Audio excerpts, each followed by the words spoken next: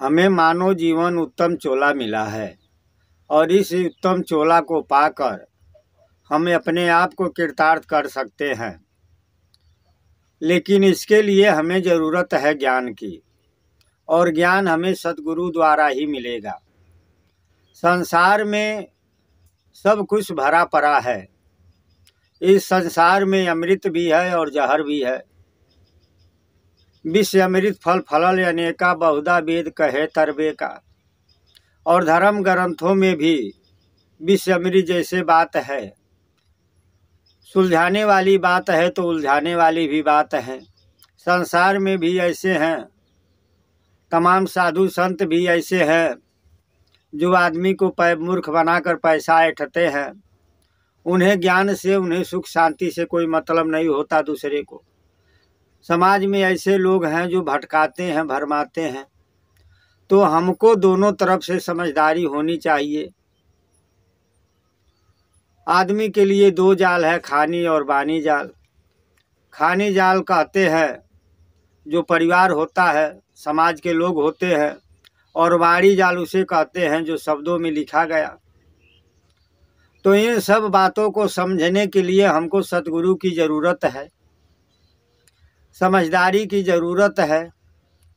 चोर साहु चिन्हे नहीं, अंधा मत के हीन, पारख बिना विनाश है, करो विचार होई बीन। सदगुरु कबीर साहब कहते हैं कि समाज में आप चोर साहू नहीं चिन्हेंगे तो आपका विनाश हो जाएगा। आपको परख करना पड़ेगा, समझना पड़ेगा, जानना पड़ेगा। कहा गया कि बोलत ही पहचान लो चोर साहू की घात, अंतर घट की करनी मुख से निकली बात। जब जिसके अंदर चोरी रहती है वो कहता है कि चोरी करना कोई पाप नहीं है, संसार में कौन चोरी नहीं किया। तो आप इसमें भ्रमित हो जाएंगे और चोरी करने लगेंगे। इसलिए हमें ज़रूरत है समझदारी की, क्योंकि संगत बहुत बड़ी चीज़ होती है। संगत ही आदमी को कहाँ से कहाँ पहुँचा देता है। संगत कर कोई साधु की, कटे अवर की व्याधि, ओछी संगत कूड़ की, जहाँ आठों पहर उपाधि। संगत के ही द्वारा बदमाश आदमी संत बन जाता है और सज्जन आदमी बदमाश बन जाता है। संगत की बहुत बड़ा प्रभाव है। इसलिए संगत भी हमें चोर साहू जानकर करना चाहिए। तो समाज में अगर हम सावधान न रहें तो हम उलझ जाएंगे, जीवन धोखे में बीत जाएगी। बाड़ियों का इतनी जाल है धर्म ग्रंथों में, जैसे मैंने वेद में भी बताया कि वेद दो धारा में लिखी गई है, अनेक ऋषि है। एक ज्ञान मार्ग चलता है और एक कर्मकांड चलता है। कर्मकांड में हवन दर्पण होती है जो देवी देवताओं के नाम पर, उनसे आपको मोक्ष प्राप्त होगा।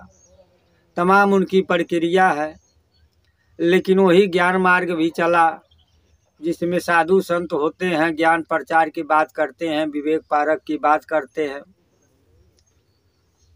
तो ज्ञान की धारा भी वही, कर्मकांड का भी वहा।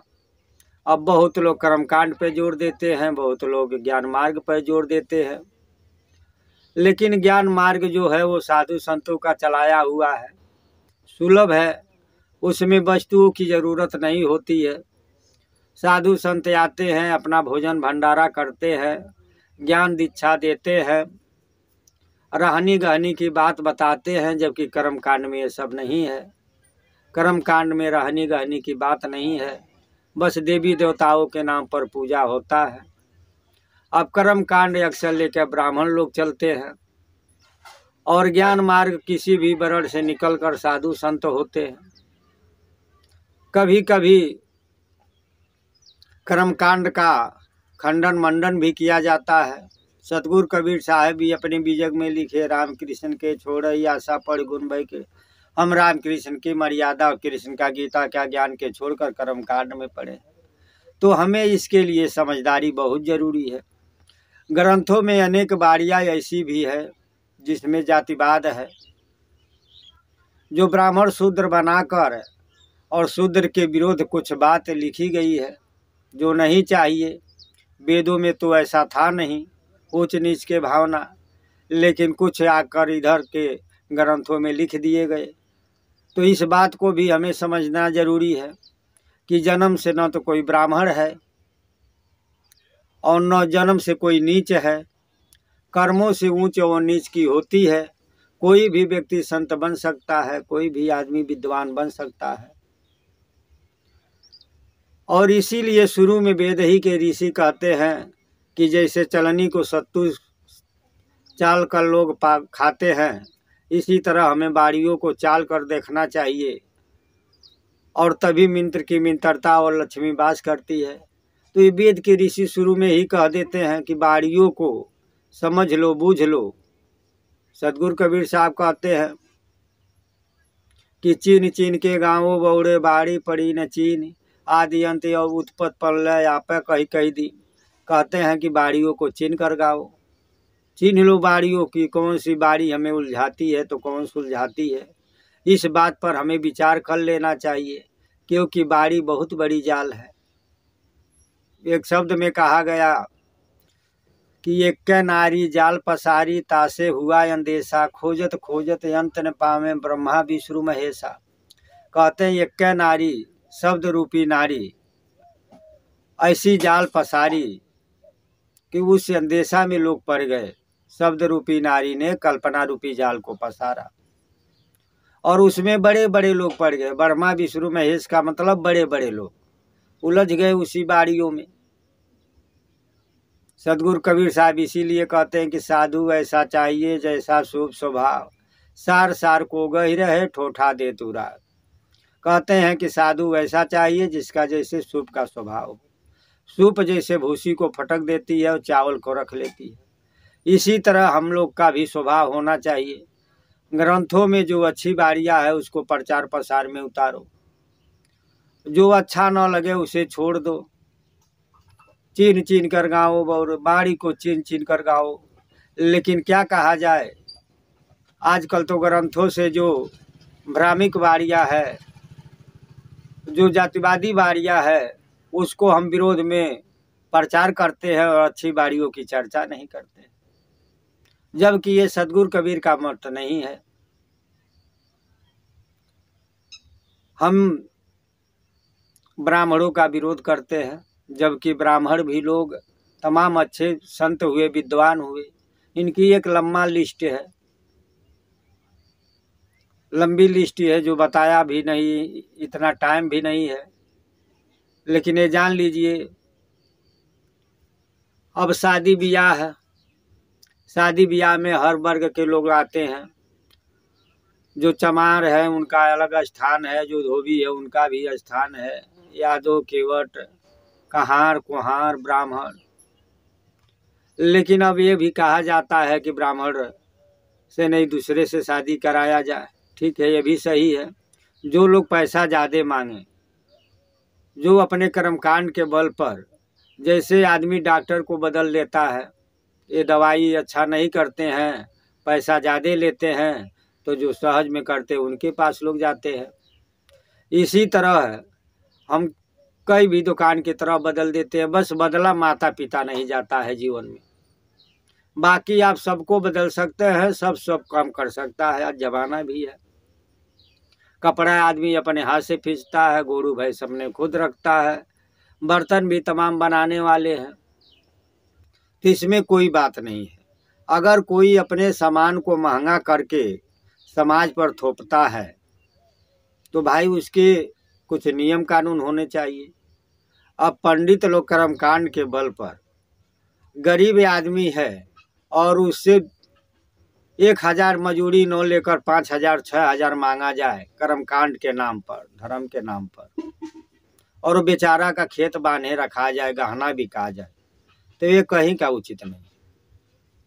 जो पंडित कम पैसा में कर्मकांड करा देता है, शादी ब्याह का, काम क्रिया का, उसको बुलाओ या अपने स्वयं करो, अपने ही बिरादरी से किसी को मनाओ। लेकिन अब कोई कर्मकांड के नाम पर पैसा बहुत हटे तो ये अच्छी बात नहीं है। इन बातों को हमें, इन बात का भी सावधानी होना चाहिए, समझदारी होना चाहिए, नहीं कर्मकांड के नाम पर लूट लेंगे। अब कबीर साहेब तो शादी ब्याह या मरनी जेनी वाले पे तो लिखे नहीं हो। तो इसलिए कबीर पंथ का मतलब भी है कि वो भी तो किसी से कराएंगे। तो जो कम पैसा लेते हो, ईमानदार हो, उनसे कराए, इसमें कोई दिक्कत नहीं हो, चाहे वो किसी वर्ण का हो। शादी ब्याह का जो उपदेश का मंत्र है 7 कसम या 5 कसम, और भी जो उसमें लावा प्रक्रिया, पानी ग्रहण, ये जो होता है, इन सब के माध्यम से दूल्हा दुल्हन को उपदेश दिए जाते हैं।